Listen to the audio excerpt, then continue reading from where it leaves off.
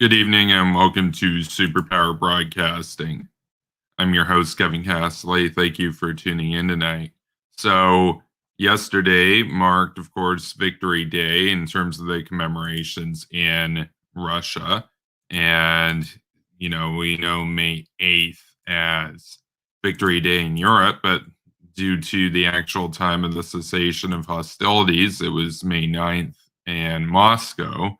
So, course, the Kremlin marked that with a military parade, and I more so want to talk about the phenomenon of the apologetics of the state as it relates to Victory Day, rather than what are the latest stuff that they rolled out and whatnot. I mean, they do this every year, right? And this has always been for the Kremlin an opportunity to basically flex military force and whatnot, bring out troops there and be like, oh, we still have this vast military and we still have all these nukes, dudes. And it's like, yeah, you guys have a lot of nukes, but you can never actually use them, so they're not that scary.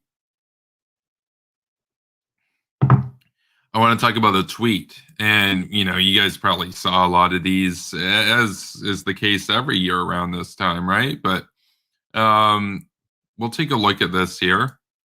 So, some person going by the name Sleepy Socialist. Never heard of this person before. They have almost 70,000 followers now that I look at their account.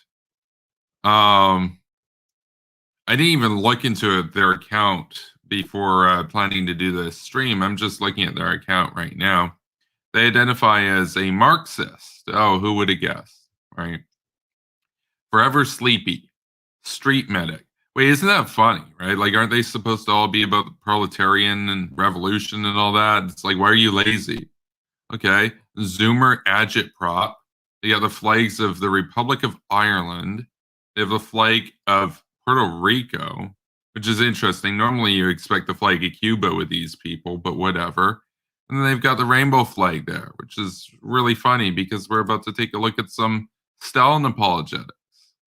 And Stalin, I don't know if you know this, not really too big a fan of LGBT people. So she goes by the phrase, or she uses a slogan: "Do not let injustice sadden you, let it radicalize you." So she's a radical communist, and she's not a fan of fascism, right? And so what did she tweet out? She says here, because I mean, we're not fans of fascism either, right? I mean, we're the Ghoul Gang. We believe in spreading liberal democracy by military force the world over, basically.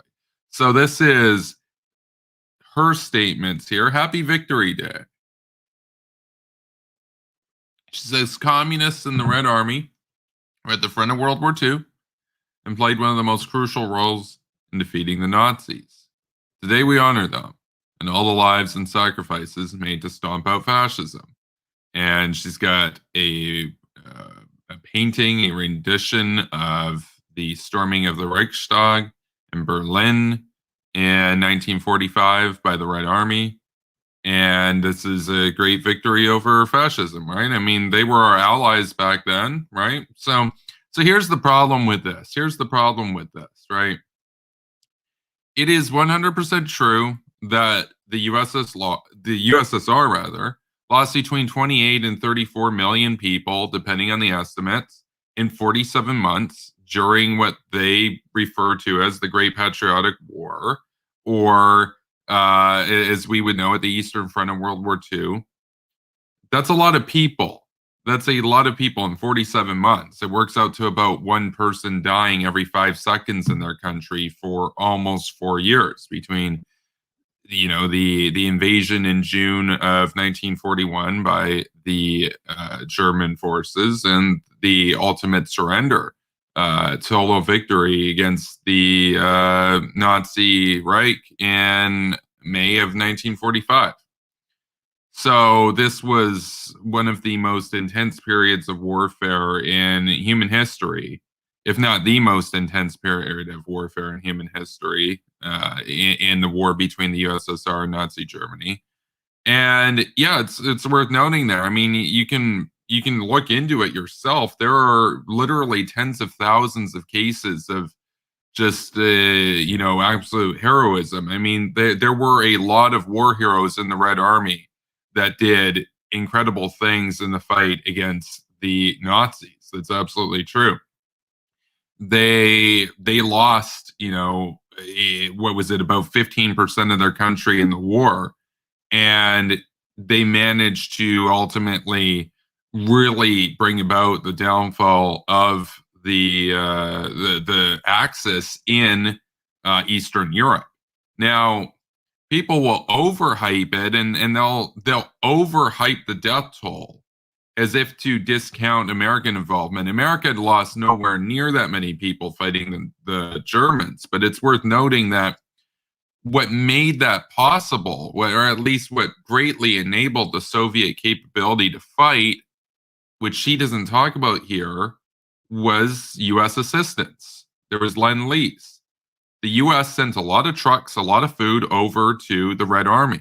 The Red Army had a lot of American meat, for example, a lot of American trucks, a lot of Ford, right?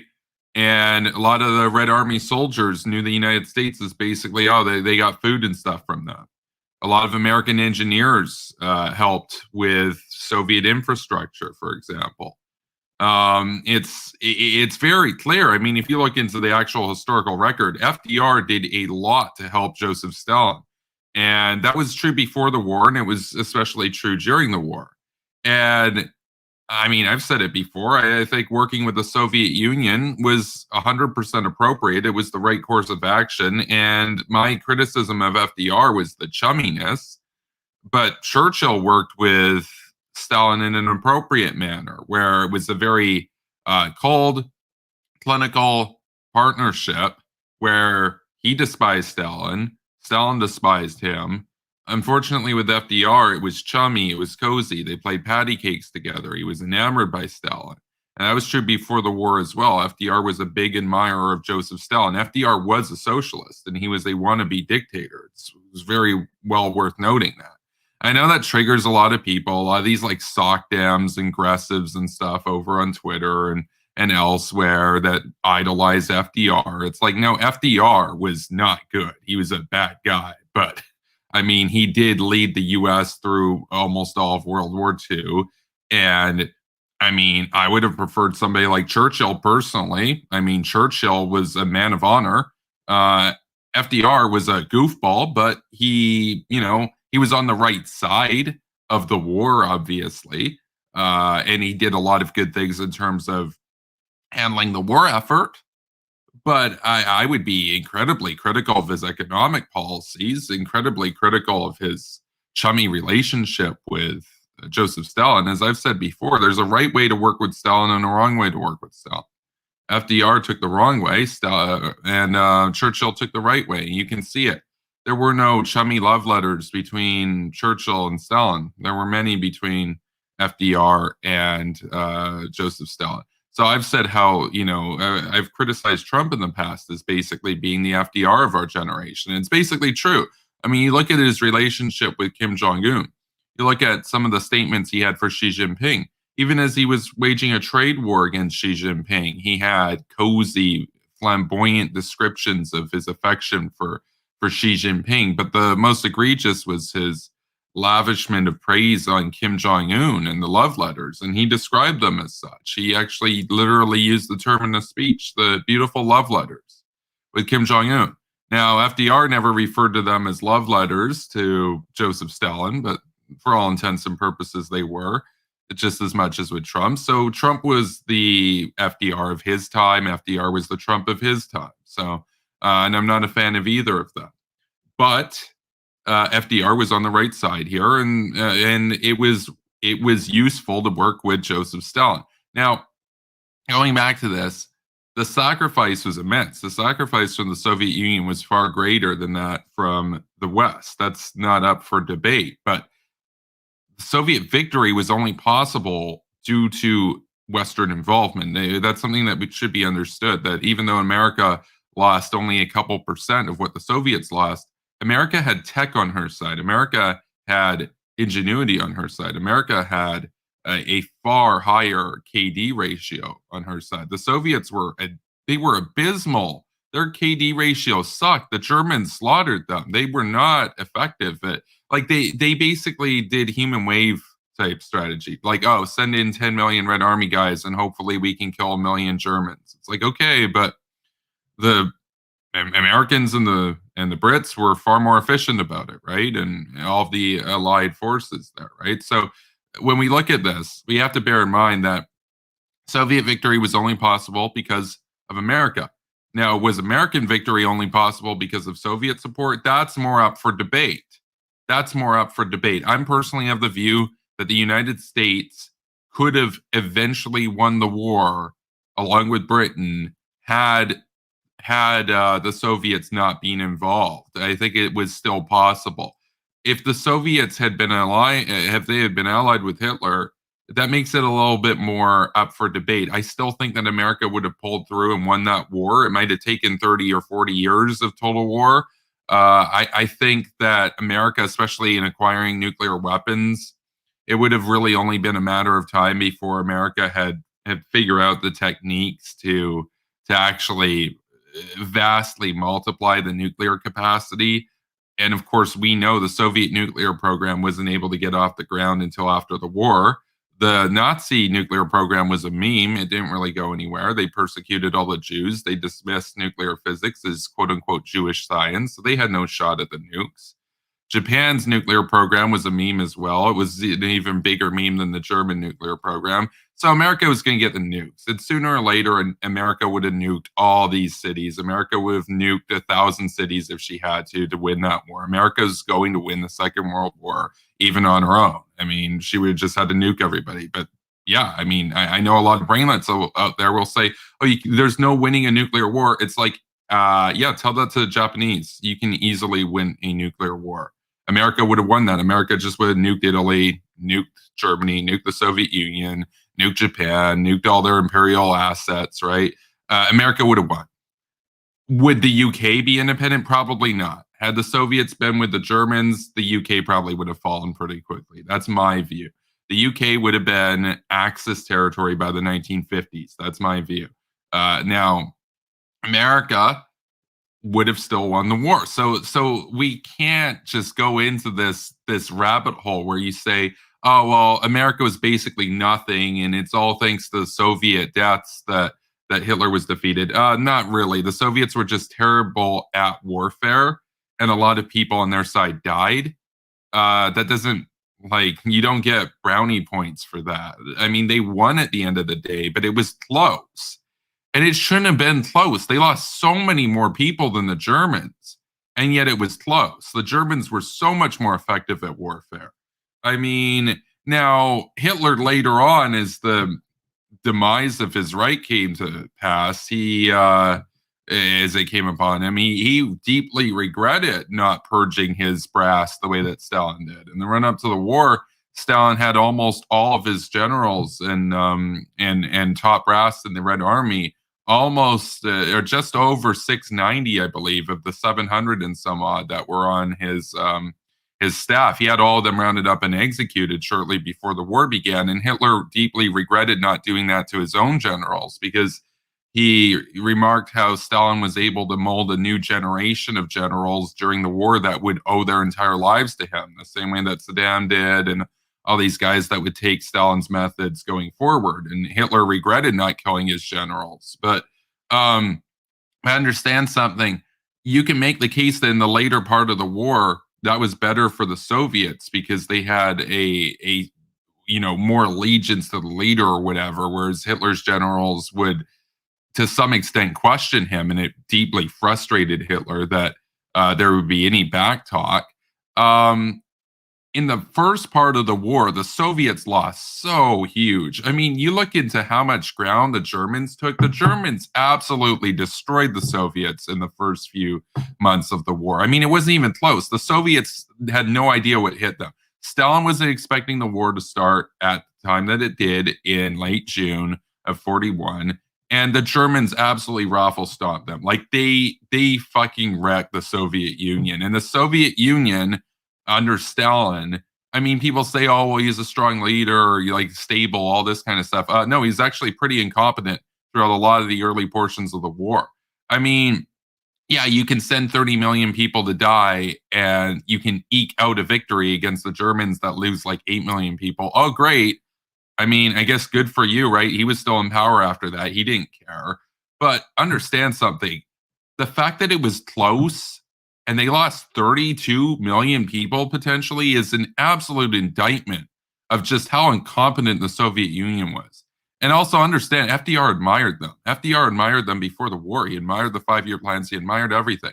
And so I know I'm going to get the progressives and the economic leftists and everything on my ass saying how FDR was a great guy and all this stuff. It's like, no, he was not a great guy. He was a Soviet apologist.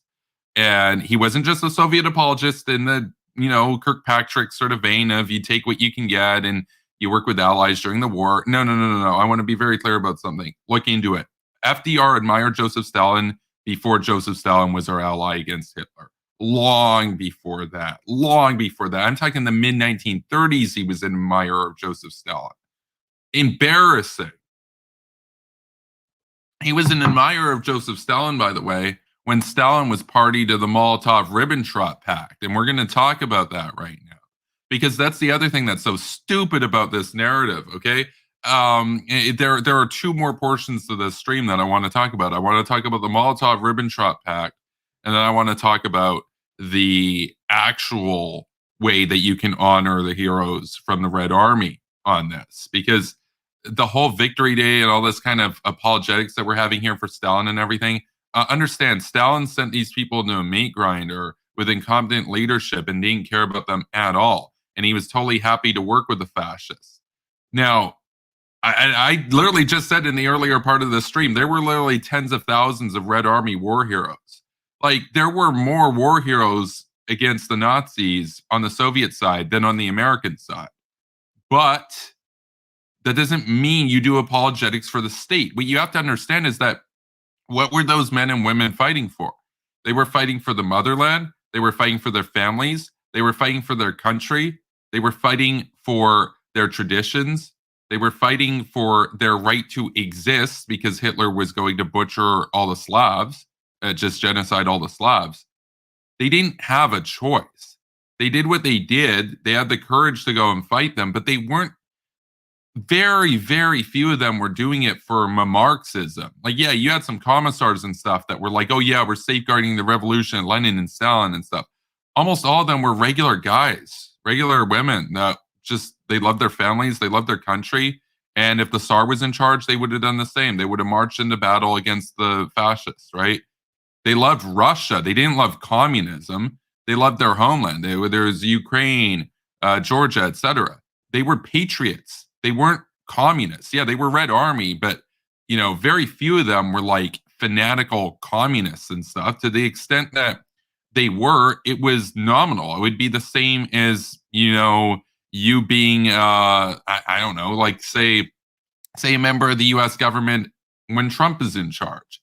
Are some members of the U.S. government big supporters of Trump? Sure. Most are kind of neutral or whatever. You had people that voted for Clinton that worked in the U.S. government under Trump, right? Likewise here. Like, yes, they were from the Soviet Union. Were they all like diehard communists? No.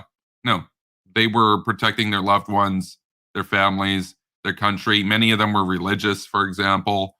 I mean, even Stalin invoked religion in the later part of the war, which is interesting. If you look into it, he commissioned Eisenstein a number of films that really harked back to the old days. Like, we're talking like 1100s, we're talking like 1200s and stuff in terms of battle against the Teutonic Knights and whatnot, and this idea of the great motherland is this bastion of orthodoxy, against Catholicism and all that kind of stuff.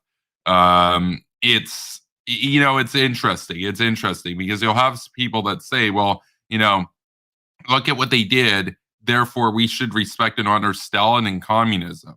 It's like, no, these guys were heroes, but they were fighting for their families and stuff. Very few of them were communists. And were there some war heroes in the war that were diehard communists? Absolutely, absolutely, for sure. But again, to credit the guy that basically bungled so much of this, uh, and say, oh, therefore we should respect Stalin and everything. It's like, not really, not really. I want to say as well on this that and we'll get into the Molotov-Ribbentrop portion, but I do want to say too, I actually find it to some extent basically disrespectful towards a lot of these, heroes in the war because a lot of them, you got to understand what happened to them after they got back, after victory in Europe happened. What happened to them? Stalin had them sent to the Gulag. Why? Because they had seen the West. What had they seen? They'd seen burnt out rebels you're seeing here, right? But that was something they had seen that was outside the Iron Curtain. It was outside of the Soviet Union. And so they had to go to the Gulag. Some of them died in the Gulag, but they had seen land outside the Soviet Union, and that was intolerable to the party, to the Kremlin. So Stalin didn't give a shit about the war heroes. Stalin didn't care. He had them rounded up to Siberia, and many of them starved to death, froze to death. I mean, he built a road in eastern Russia, in Magadan. It still exists. It's a road that's paved in bones. Over 1 million people died to build this road to basically nowhere, out to go to get the uranium and the gold in the Magadan Oblast area. We're talking like 8,000 kilometers east of Moscow. Over 1 million people died for a shitty road, for example. That's how Stalin rewarded, the people of the country. That these socialists that live in the West. By the way, she lives in the West. She doesn't live in Russia. I don't know that for a fact. I'm just telling you that right now because if she lived in Russia, she'd probably even have a more nuanced take on this. Total embarrassment, by the way. And so, I mean, again, it's just the idea that they were all diehard communists or something. It's just, yeah, communists and the Red Army. Yeah, but not everybody that was in the Red Army was a communist. They were mostly motivated by patriotism, survival, tradition, family, religion, that kind of stuff. Not communism. Not communism. Sure, they would have to salute Stalin and everything because he was the leader, and that's the portraits and stuff, but they weren't diehard communists. If they could have had the choice to be teleported to the West or continue on in Russia, some of them might have chosen to teleport to the West. And if they had a choice between living under the Tsar or living under Stalin, a lot of them probably would have chosen the Tsar. So they were fighting for Russia. They weren't fighting for the Soviet Union at large. They weren't fighting for the ideology that it represented. And so that's worth noting here. Now, here's the other part of this: the Molotov-Ribbentrop Pact. So, what happened with the Soviet Union? Well, there's an excellent documentary, and it's the sort of thing that you really got to go and seek it out and watch it. I mean, it's the sort of thing that, yeah, there's 1,000 trigger warnings for it. Graphic content. If you don't eat while you're watching that film, for sure. I mean, but if you want to see the genocides that they carried out, you want to see the mass slaughter that the Soviets and the Germans cooked up together, you got to check out this film because it just so 100% contradicts everything that this stupid, atrocious, Western fifth column socialist piece of shit has to say right here. The Soviet Union was not anti-fascist. That's horseshit. The Soviet Union was pro-fascism. The Soviet Union literally, unironically, worked with the Third Reich for 2 years. And when I say worked with, it wasn't just like how, we're allies, or we've got a non-aggression pact. So you do your thing and we do our thing, like Westphalian sovereignty, bro. No. They 100% had a very close and intertwined trade network. In fact, as the war was literally happening, when German forces were blitzkrieging the fuck out of the Red Army in the Western Soviet Union, you know what Stalin did? You know what Stalin did when he was informed of that? He didn't believe the reports. and he ordered the trains that were going to Germany with grain from Ukraine to continue on to their destinations because he thought it had to be disinformation. Because how could Comrade Hitler betray the Soviet Union, man? He was trading with Hitler. His commissars, his ministers, etc., had all kinds of interactions, all kinds of dialogue and meetings on how to do genocide, and they shared so much information. They agreed to carve up Poland together. They both invaded Poland, and they absolutely destroyed Poland. They slaughtered the people. They absolutely butchered the Poles. And by the way, I want to say I have a lot of respect for the people of Poland, man. I mean, you look at Poland today, they are more than pulling their fair share. In Canada here, our stupid Prime Minister Justin Trudeau, I call him hashtag traitor Trudeau, he refuses to spend basically more than 1% of our budget on the military each year. An absolute slap in the face to the United States that overspends, in terms of the umbrella and everything to protect us. Trudeau can't even meet the bare freaking minimum. He's like basically 50% the way there. We need to be at a minimum of 2% to uphold our NATO commitments. Trudeau can't even do that.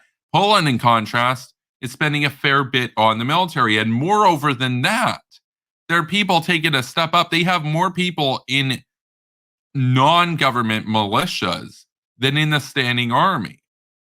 So not only are they spending a big chunk of their money as a percentage of their GDP on the military in line with NATO commitments and actually pulling their fair share, but their people are going above and beyond and actually getting private militias together to practice for a war with Russia. Poland's freaking based. They're absolutely putting, almost every other Western country to shame right now. I mean, there are few Western countries that you can point to, very few, that are really going above and beyond right now in the new Cold War. I can think of Poland. I can think of Ukraine. I can think of Georgia. I can think of Australia. And I can think of, to some extent, the United Kingdom has been pretty good. That's about it. Germany's been pathetic. They simp Erdogan and they simp Putin. You look at Merkel. You look back in the day at Schroeder. You look at Laschet, total joke, absolute incompetent loser, a Putin fanboy, a Putin waterboy. You look at the French. Don't even get me started on the French, man. I talk about France all the time. France is like, with allies like France, who the hell needs enemies, man? France is a joke. But Poland is a legend. Poland's based. And we have some serious weak links right now in the Western alliance. Hungary is pathetic. Hungary simps the hell out of Putin. Orban is a disgrace. Orban has to go. Orban, by the way, Orban is a psychopath. I mean, it's not just that he's a psychopath. He's also a man-child. He can't get over his obsession with his former patron, George Soros. George Soros, of course, made him. He paid for him to go to school, all this kind of stuff.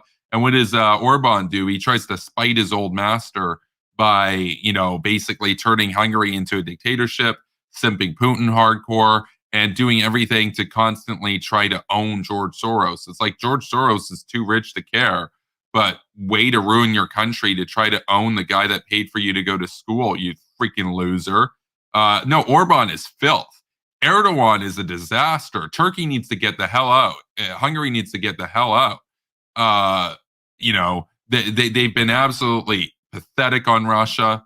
I mean, at least Turkey had some backbone against the Russians back before Erdogan. I mean, Turkey was doing a pretty decent job. Hungary used to do a pretty good job before, a lot of this stuff got out of hand. I mean, Orban wasn't always this way. Orban's a goofball. He's a circus clown. He's not a serious dude. He's a child. He's a man-child. He has a pathetically transparent psychology, total hold-up, obsessed with George Soros. It's embarrassing. And he's ruining his country right now and undermining the West to own his former patron. Complete, total, utter disgrace. But Poland, Australia, Ukraine, Georgia, these are governments that are actually standing up to the fascists and communists. They're actually sticking it to the Russians. They're actually sticking it to China right now. What are we doing in Canada? Our prime minister has said, he's on the record, that he admires the basic dictatorship of the Communist Party of China and their ability to get things done. And he went on to talk about solar panels. That's what our prime minister thinks. We have a leader like that. I mean, we might as well just have a literal communist in charge of the country. Like, why not just get a member of the Communist Party of China as our prime minister? They'd say the same shit. They'd also be open to Huawei. They also wouldn't do anything about military spending. They also would get cushy with communist China. No, it's a joke. Look at New Zealand right now. New Zealand is becoming a Chinese puppet state.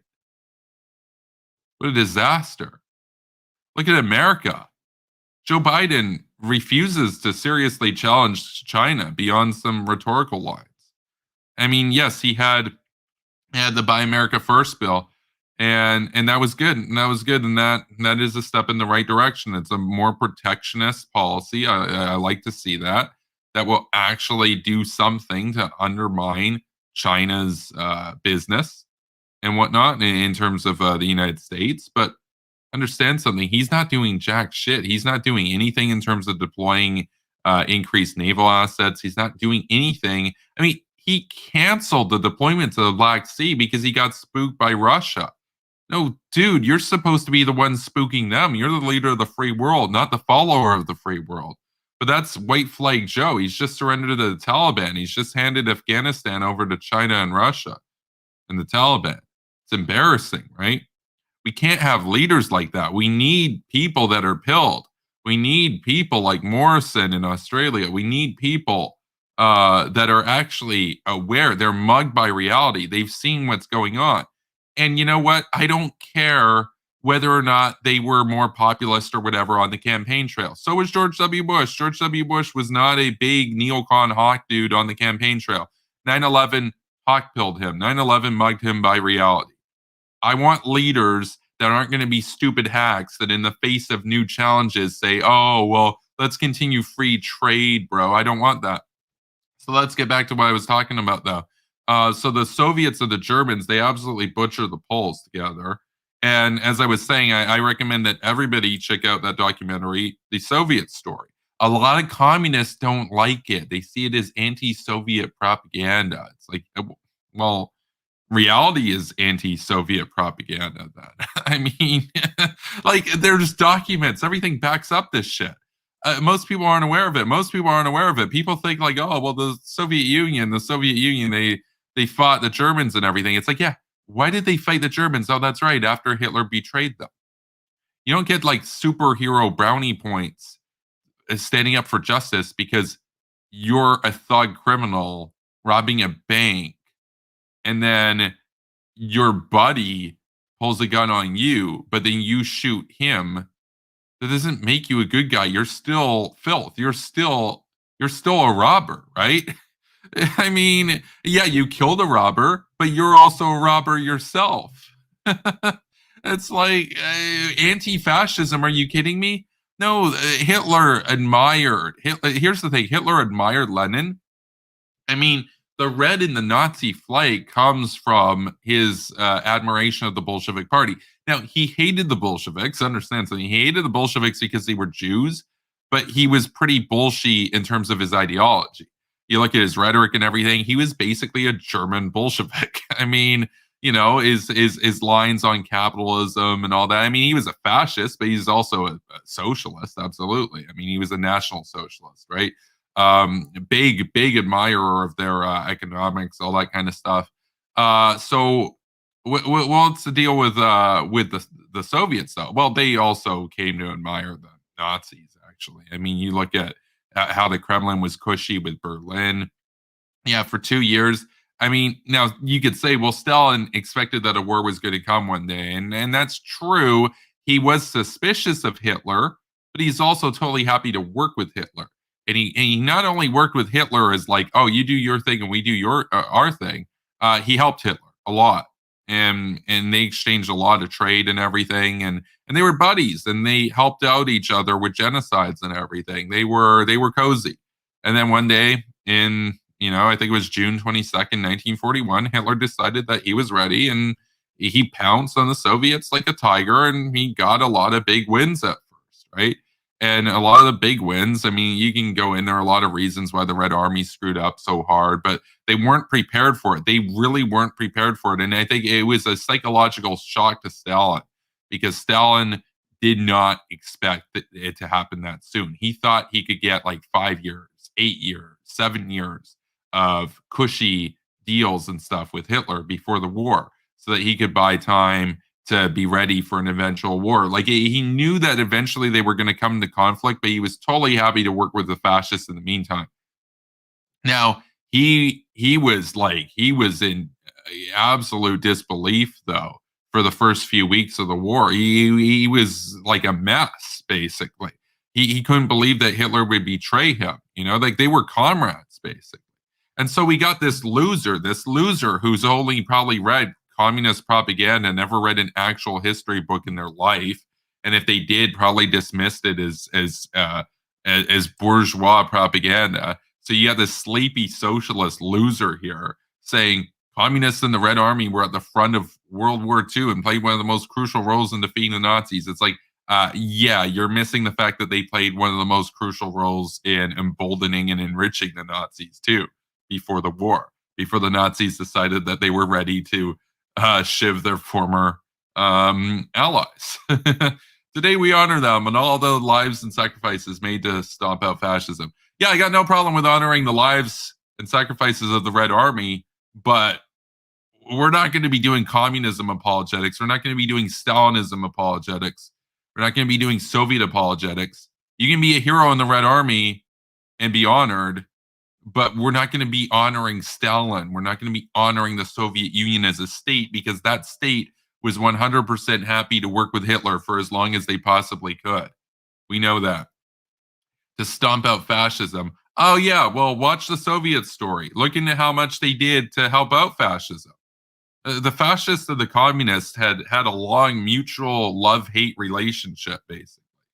I mean, they were enemies, but they also kind of admired each other. And they had a lot in common. And they both hated capitalism. They both hated the West. They both hated individualism. They both hated liberty. They both hated freedom. They both hated liberalism. And they had a lot in common. They both hated Jews. I mean, you can go on and on and on, right? Both hated women, etc. They had a lot in common.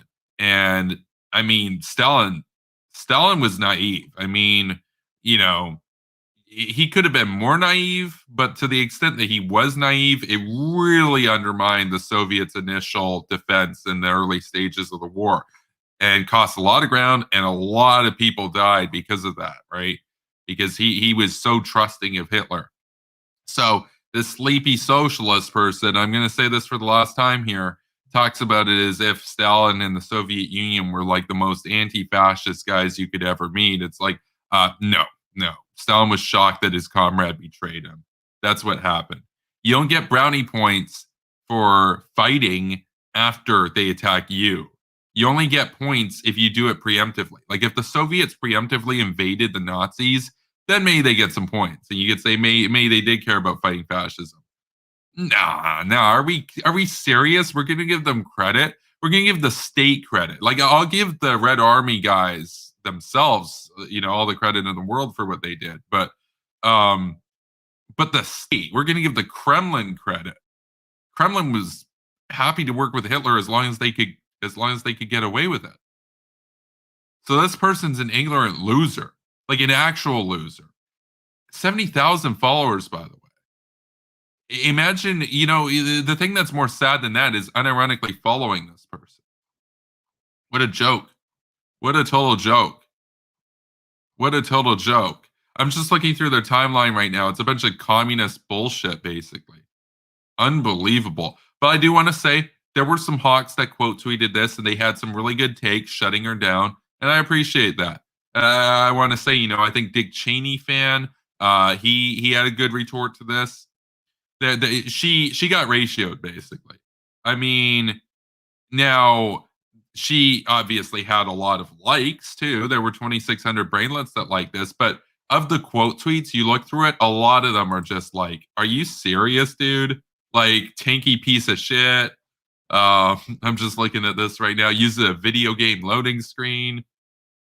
I mean, we got people pointing out the Molotov Ribbentrop Pact. We've got Noah Macomber says they were friends with the Nazis beforehand. If you want to mention, well, no, when we say they, I just want to be clear: the Kremlin, the state, Stalin was friends with the Nazis. Those individual Red Army guys, not really. No, no, no. Like I'll say, for their efforts and everything, no, no, no. Those guys were based, but the Soviet Union as a state, no, absolutely not. Absolute disgrace. And by the way, I know this is going to piss people off. I know that this, maybe I can get into a little bit of trouble here, and people say, "Oh, it's bad optics and everything." No, no, no.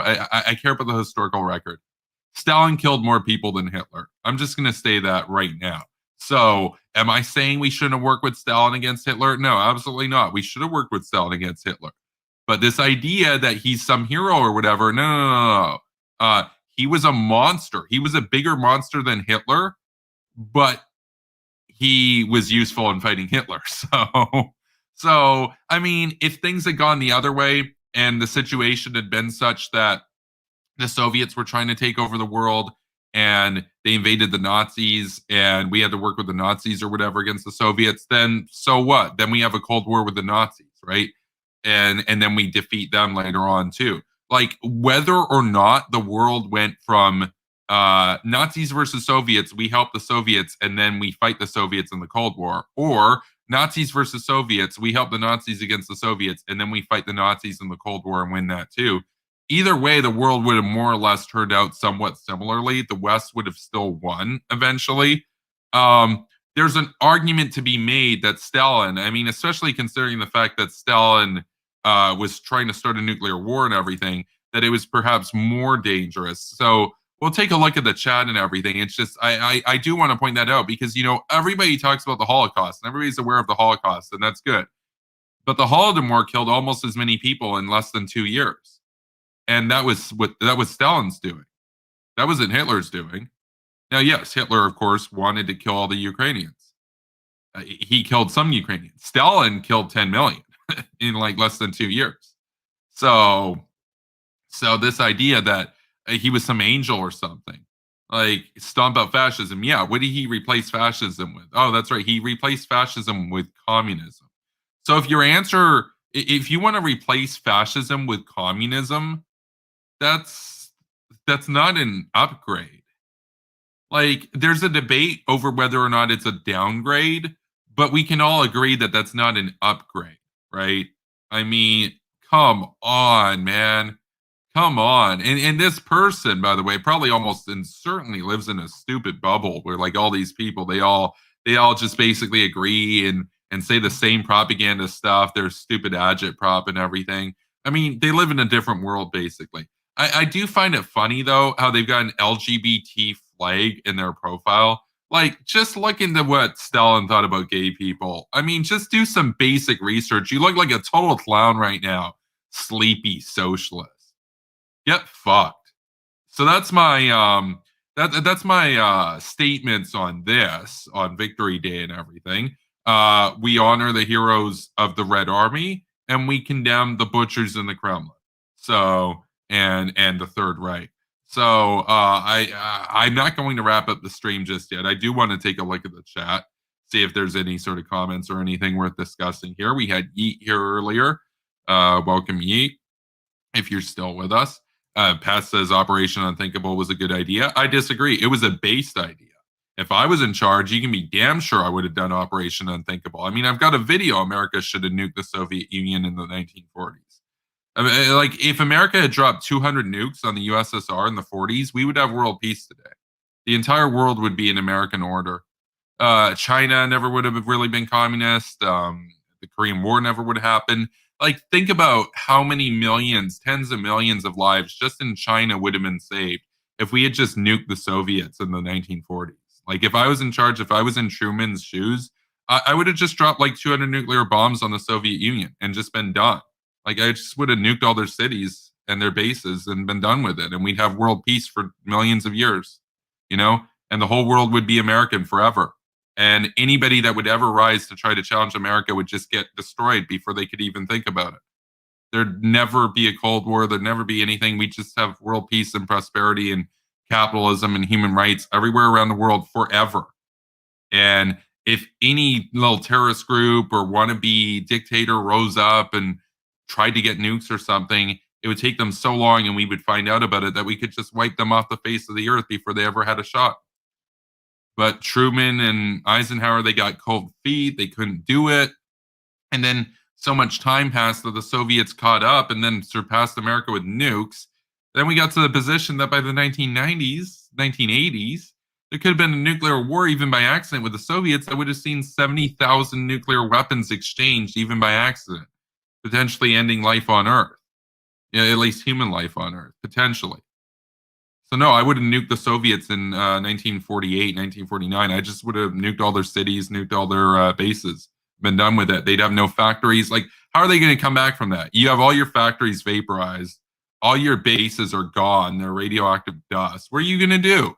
They would lose that war so fast. Oh, but they got 20 million troops in Europe. It's like, yeah, they can get nuked. I mean, yeah, like you're not going to be able to nuke that many troops, but the point is you nuke their factories, you nuke their cities so that they can't make new equipment.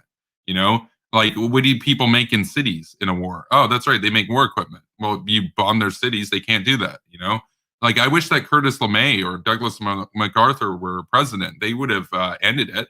I mean, Curtis LeMay, he wanted to nuke the Soviets in 1962. He was ready. He during the Cuban Missile Crisis, actually.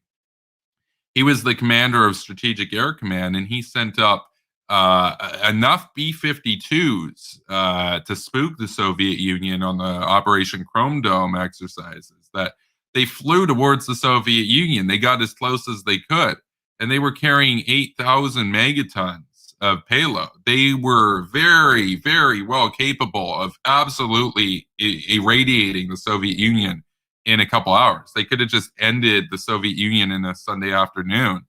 And he wasn't given the go-ahead to use it. And what happened as a result of that? We let them get to a point where they could have wiped out all of the West forever. You look at them by the 80s or whatever. And of course, Curtis LeMay reflected on that in his later days as, you know, it was a tragic mistake that we didn't nuke the Soviets when we had the opportunity to, because we could have just created world peace and destroyed any potential rival from ever emerging for the rest of time. I mean, think about it. If America got serious, now the 60s is a little late. They had 2,000 nukes by that point, but America had 20,000. America would have won. It was clear. He was very confident. They were very confident. They would have been able to hit most of the Soviet ship before it even got off the ground. They would have been able to completely nuke the Soviet Union, and the Soviet Union only would have been able to take out a few American cities. And for the rest of the time, you'd have world peace forever, basically. There'd be like no more big state wars. Because after that, you'd just you'd lay down the law and say, we're not going to tolerate anybody else ever trying to get nukes. We're going to have a monopoly on these things, and we will destroy you if you even so think as to try to rival us. Now, imagine we had that. We'd have the West. We'd have human rights, capitalism, liberalism, freedom, everywhere, every corner of the world, for everybody that's ever born thereafter, for the rest of time, you know. And people can say, oh, but what about the radiation? It's like, yeah, almost all of the serious radiation would be dissipated within 2 weeks. I mean, you can visit, people live in Hiroshima right now. Hiroshima literally got nuked, and like hundreds of thousands of people just live and go about their day in that city with no adverse effects. Like, yeah, there were birth defects for the first couple decades and stuff. That's what happens. That's part of the price of war. But for literally tens of millions of years thereafter, we'd have world peace and no more war and no more rivals. We just have America dominating the world forever. You know, there'd be no more serious terrorism. There'd be no more, big, great powers. There might be localized regional conflicts here and there for the first few thousand years, but eventually America would consolidate power over the world and we'd have total hegemony forever. And it would be impossible to ever compete with. There'd be no way. It would be impossible for anybody to ever create a rival superpower. It wouldn't get off the ground. It wouldn't get off the ground. It'd get bombed into oblivion before it even got started, right? We'd have actual peace. We'd have actual, basically the Star Trek universe.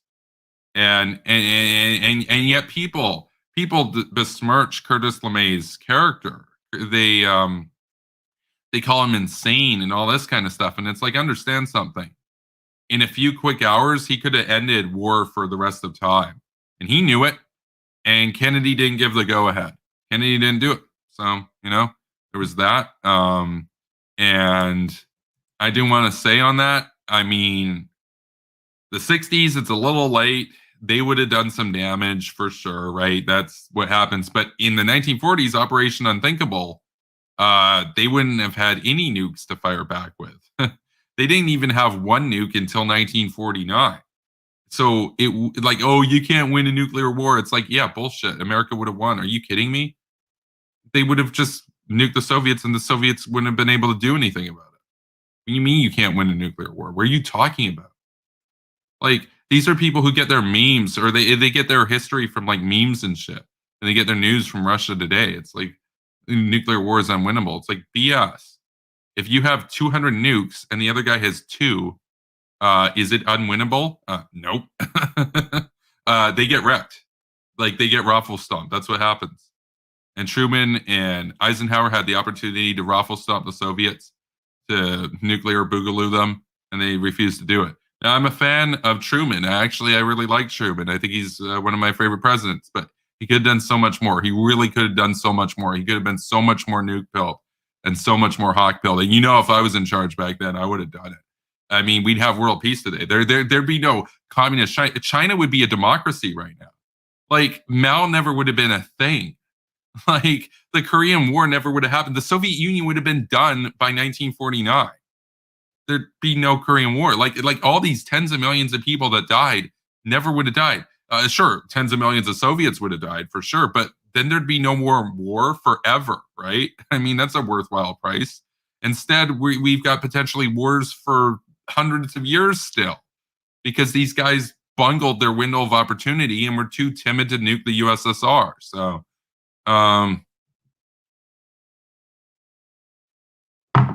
but yeah, that's a nuke pill for the evening. Take a look, see what else people have to say. Didn't the U.S. congratulate Russia on the overthrow of the Romanovs in 1917? Is that actually true? I would have to look into that. If they did that, that's Natalie there. If America did that, that's a disgrace. The West really dropped the ball in supporting the Romanov dynasty against the communists. Like, we should have offered everything possible to keep the Tsar in power.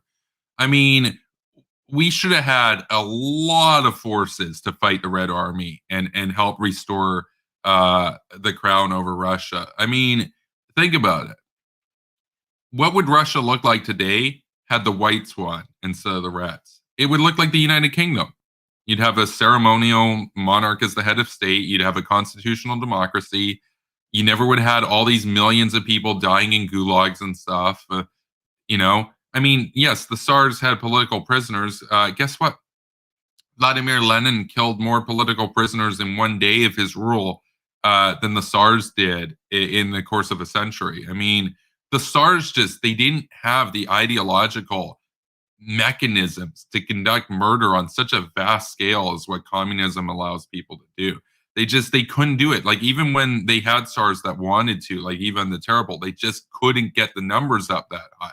Lenin and Trotsky, man, they figured out industrial level slaughter. I mean, communism is one hell of a drug in terms of just how it allows you to kill so many millions without thinking about it. I mean, my goodness. I mean, the only ideologies that have really rivaled it in that sense are these like modern ideologies like fascism that also allow for industrial level wholesale slaughter. Reactionary Tsarist monarchism, yeah, no, you're not going to have 10 million people dying in a genocide because of that. Seriously? Like, come on. I mean, okay, I have to verify that. Did the U.S. actually congratulate the Bolsheviks? Because that's pathetic if that's true. Because those guys went on to rack up one of the highest kill counts of any group in the history of humanity. I mean, how many people did the Bolsheviks kill? Like, potentially 50 plus million people between 1917 and 1991. And they almost killed billions of people in a nuclear war on several occasions. Total menace. With the Tsar, have done a nuclear Cold War with America? Absolutely not. The Tsar would have been like the Shah, would have been a loyal ally. They wouldn't even have had nukes. Russia never would have got nukes if the Tsar was in charge.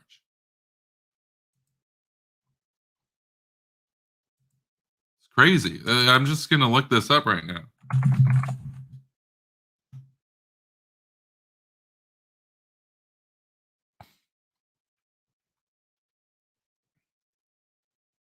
Yeah, no, I can't find it. If somebody's got a link for me, feel free to send that.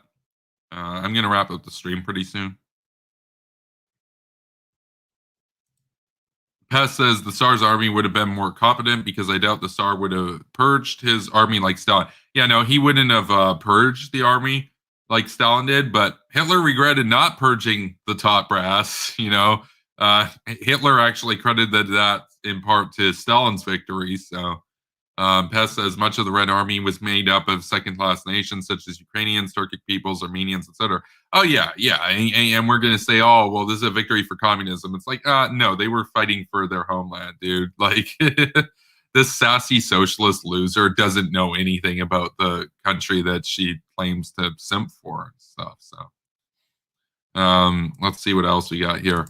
Pest says Germany and the USSR held a joint parade in the city of Brest in 1939, shortly after the war in Poland. Oh yeah, no, they were chummy. They loved it. They were buddies, right? So Natalie says the only reason the Soviets were able to overthrow the Tsar was because they undermined him at every turn and engaged in anti-monarchist disinformation targeted towards the citizens. Yeah, but like they were unironic about it. They were like masked off about it. Putin, or not Putin. Lenin. They got the same first name, different last name. Vladimir Lenin. What did he say? Well, he said that it was the duty of the youth to spread propaganda to the villages. And you might be thinking, like, no way, that's Western propaganda. No. He actually unironically used the term propaganda. Like the Bolsheviks, they said they were doing propaganda. They actually admitted to doing propaganda. They like basically had like the meme, the Ministry of Propaganda. It's like no. They straight up were like, yes, we do propaganda. Propaganda is good. We are communists. It's like, okay, well at least they're honest. No, they had a ton of anti-monarchist propaganda, and that was way before 1917. I mean, they had that shit going on for years. They had that stuff going on in 1905. I mean, yeah. Hess says, to be honest, the White Army was very incompetent in the Civil War. Yeah, no, the White Army was incompetent, but the Red Army had a geographical advantage in that they were able to hold the center of the country where they had the industrial capacity. They also had advantage from railway externalities, etc., being clustered around there. So obviously, the whites being relegated to the hinterland was disadvantageous to them. The Reds being able to hold the core of Russia was an advantage. But additionally, and I mean the industrial core of the West, but additionally, the Red Army just was fucking brutal. They just simply didn't care. Trotsky was a fucking psychopath. Trotsky butchered like millions of people for Lenin. I mean, if people say, oh, well, what if Trotsky had won? How would the things have gone? I'm like, Trotsky would have killed more people than Stalin. What are you talking about? When Stalin became the dictator of Russia, he had killed like a few thousand people, a few tens of thousands of people in his positions. What had Trotsky done? He killed millions of people. The guy was an absolute monster. I mean, there's a reason that Stalin came to power instead of Trotsky, actually. And it's not the typical reason. The typical reason is Trotsky was feeble and Stalin was strong, so Stalin won. That's not actually true. They were both strong. They both were not feeble. In fact, the Politburo voted for Stalin over Trotsky because they were so terrified that Trotsky was going to have them murdered if he came to power. So they sought Stalin for comfort against Trotsky. That's how evil Trotsky was. And you see a lot of these neckbeards and shit and these scrawny ectomorphs and stuff like I was talking about in the video today.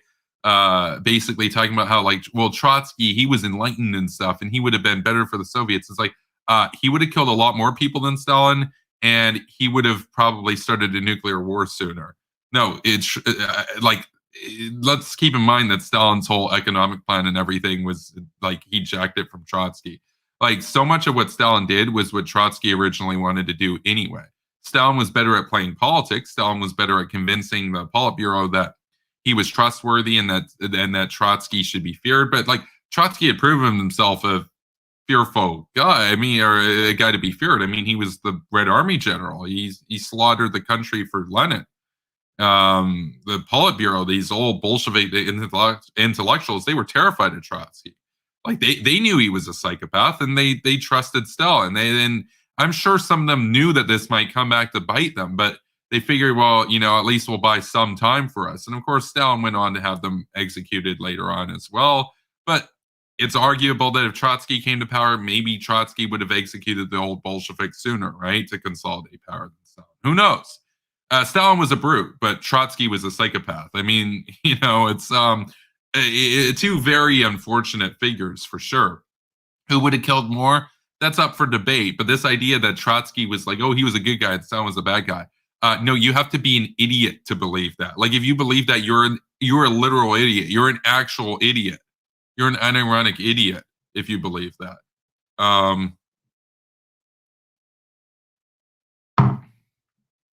mean, ask those old Bolsheviks when they were deciding who was going to be in charge, and they were all terrified. Who was more scary, Stalin or Trotsky? They would all said Trotsky, right? They were terrified that he was going to have them rounded up and murdered. And of course, Stalin had them rounded up and murdered anyway, but he was better at playing politics than Trotsky. So that's what happens when you step outside the line and do what the Soviets did. I mean, think about it. All those guys still would have been alive if they had just pledged allegiance to the Tsar. Like, seriously, think about it. All that effort, everything that those guys did, all their writings and everything, what did it earn them?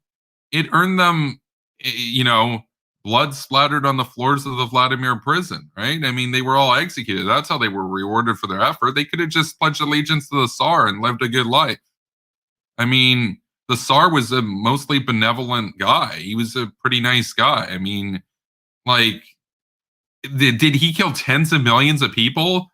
Did he kill 1 million people? No. I mean, Lenin and Stalin absolutely murdered Russia, man. I mean, and like, a lot of Russians these days are like, they're reminiscent of the Tsarist era. Like, yeah, the Tsarist era had its problems. They had serfdom and stuff for the longest time, but I mean, you weren't going to be wholesale slaughtered the way that the communists did. Like, if you said to me, would you rather live in Tsarist Russia or communist Russia? It's not close. It's not close. It's basically like, would you rather live in communist Cuba or Pinochet? It's like, I'll take Pinochet over Cuba. I'd prefer to live in a democracy, but if that's not on the option, then I'll go with the Tsar, because we know that eventually they were going to be a constitutional monarchy anyway. Look at the provisional government and everything that came about as a result of it. But of course, the provisional government was super weak. That's the point that Natalie was getting at, which was that the Soviets really undermined the provisional government. Now, that was their intent. They wanted power. They weren't trying to help the provisional government. They were pissed.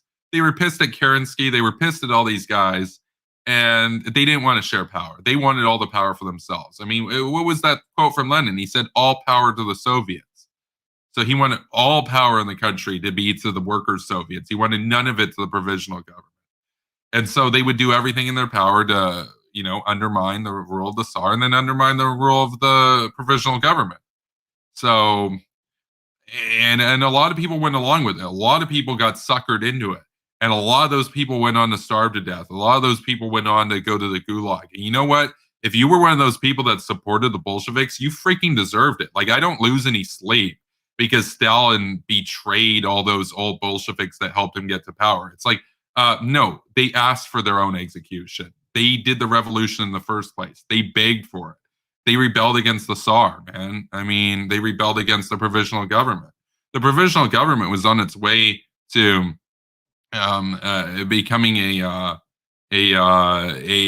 like basically a democracy and everything as well. So, let's see.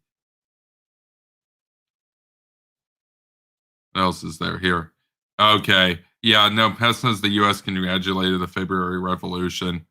Yeah, No, but that's the problem is the provisional government was really weak. Anyway, no, they executed the Tsar though. They literally executed the Tsar. The what was it, the People's Will or whatever? One of their stupid terrorist groups. They executed the Tsar. And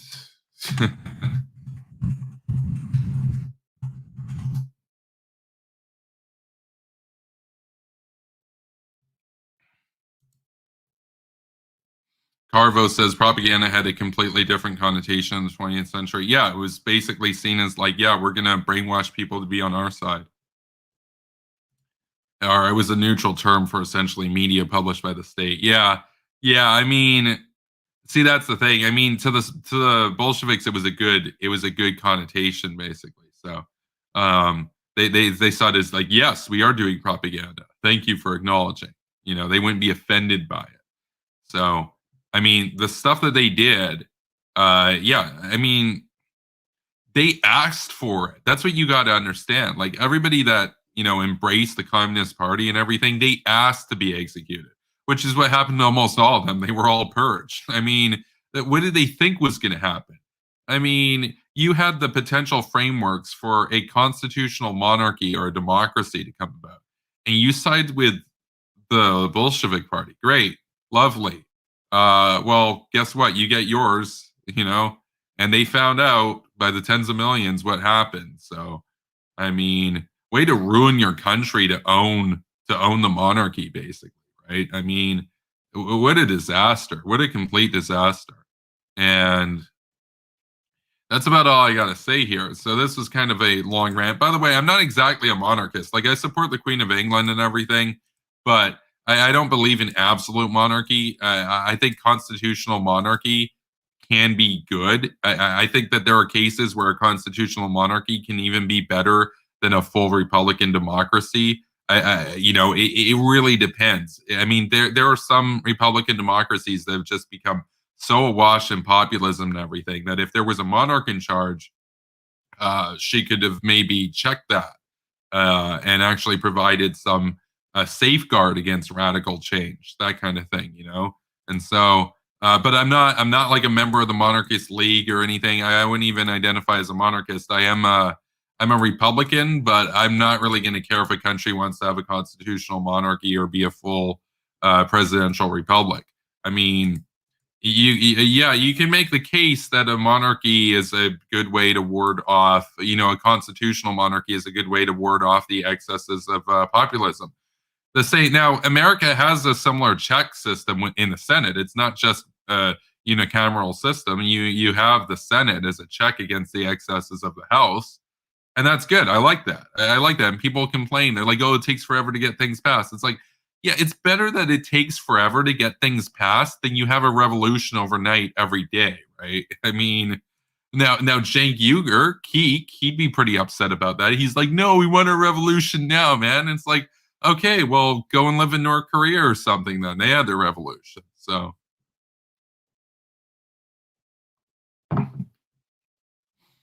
Like I'm not a direct democracy advocate. I would take constitutional monarchy. Hell, there's an argument I might even take absolute monarchy, depending on the monarch, over direct democracy. Direct democracy can be a disaster. Direct democracy is oftentimes like one step away from straight up fascism. You know, the tyranny of the majority.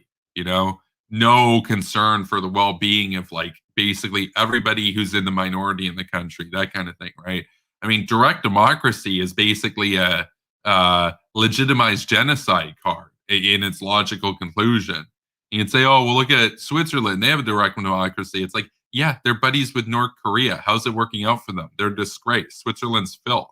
So, no, I like representative liberal democracy. You could have that with a republic. You could have that like Canada has with a head of state as a monarch, you know, a constitutional monarch. A lot of people get triggered by the monarchy. A lot of people get abnormally triggered by the monarchy. It's not that big a deal. They don't really have that much in the way of power. They have some influence and they can set norms. And I think that those norms are oftentimes anti-populist and that can be a good thing. And that we've seen what populism has done to Hungary. They've turned the country into a turncoat to the Russians, basically, you know, and that's a big problem. So anyway, I think obviously Russia would have turned out far better had the Tsar been able to hold on to power, had the West supported the Tsar, and then the meme sends like Canada sends over a couple hundred troops to Vladivostok, and they're expected to march for 6,000 kilometers through the snow.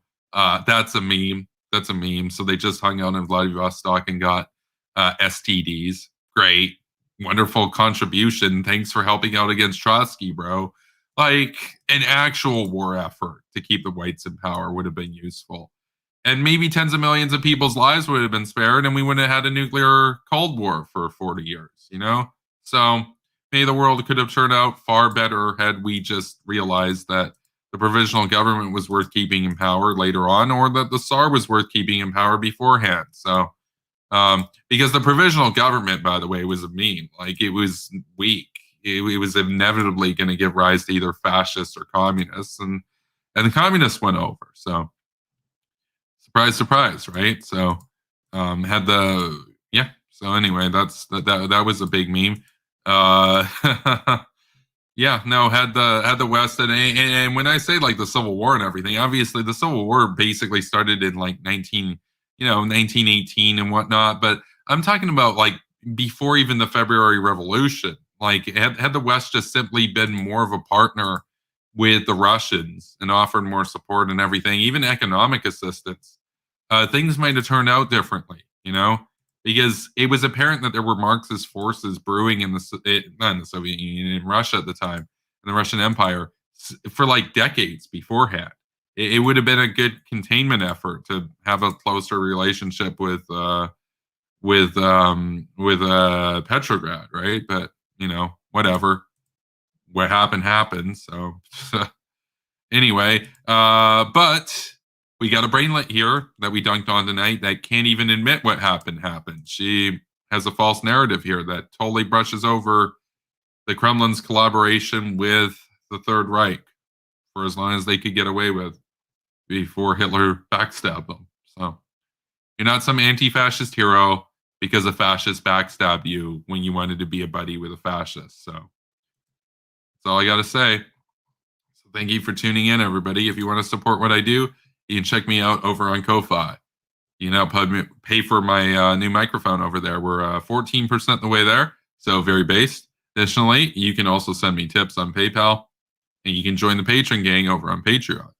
Once we hit $500 a month on Patreon, we'll have daily pre-recorded videos premiering twice each day. So 2 per day plus the live stream. So 3 videos a day instead of 2. That's when we hit 500. So we're just under 20% the way there. So thank you to everybody that supports the channel. And, you know, I'll keep making content for you guys. And take care, everybody, and stay based. And, yeah, thanks for watching.